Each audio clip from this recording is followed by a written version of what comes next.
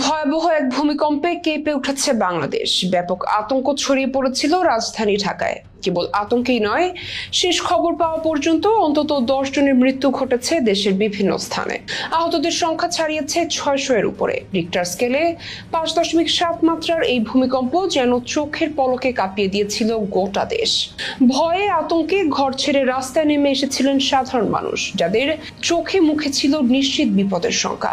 প্রায় 10 সেকেন্ড স্থায়ী এই ভূমিকম্পটি নতুন করে ভাবাচ্ছে বাংলাদেশকে। এমনকি আরো ভয়াবহ ভূমিকম্পের লক্ষণ আছে বলে দাবি বিশ্লেষকদের। ভয়াবহ এক বিপর্যয়ের মুখ থেকে কোনো মতে বেঁচে ফিরেছে বাংলাদেশ। বিশেষ করে রাজধানী ঢাকায় যে বিপদ হতে পারত তা সামাল দেওয়ার ক্ষমতা ছিল না কারোই। কারণ আরেকটু হলেই ধসে পড়তো ঢাকার লাখ লাখ ভবন, মৃত্যুপুরীতে পরিণত হতো জাদুর শহর ঢাকা।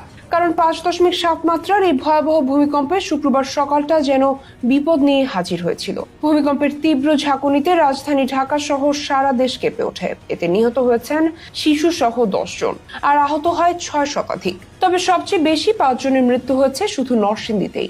এছাড়া ঢাকায় 4 ও নারায়ণগঞ্জের 1 জন মারা যান। ভূমিকম্পের সময় আতঙ্কে অনেকেই ভবন থেকে লাফিয়ে পড়েন। এছাড়া কিছু ভবন হেলে পড়ে ও ফাটল দেখা দেয়। আবহাওয়া অধিদপ্তরের তথ্য অনুযায়ী শুক্রবার সকাল 10:38 দেশের বিভিন্ন স্থানে ভূমিকম্প অনুভূত হয়।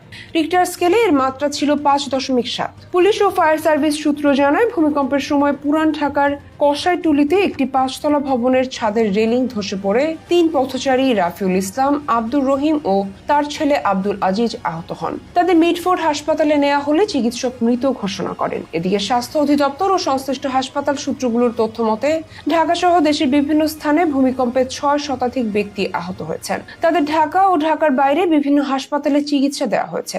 স্বাস্থ্য অধিদপ্তরের পরিচালক মইনুল আহসানের দাবি, আহত ব্যক্তিদের অনেকেই আতঙ্কিত হয়ে লাফিয়ে পড়েছেন।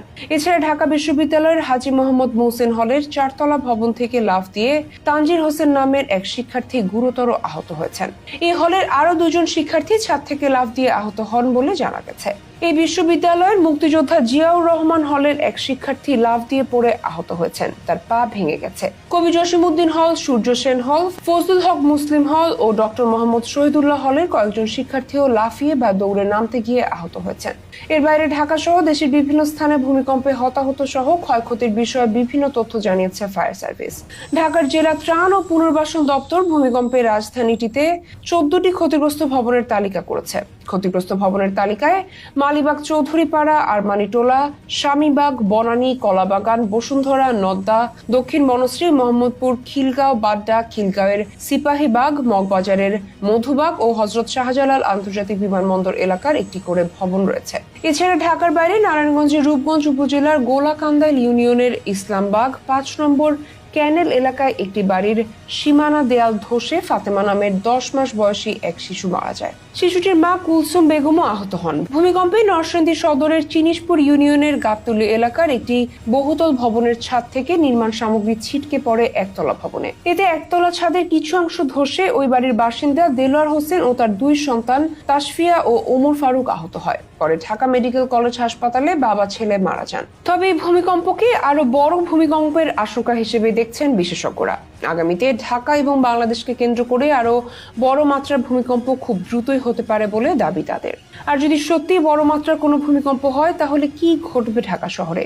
একটা নিশ্চিত মৃত্যুপুরী যে অপেক্ষা করছে তা তো বলাই বাহুল্য।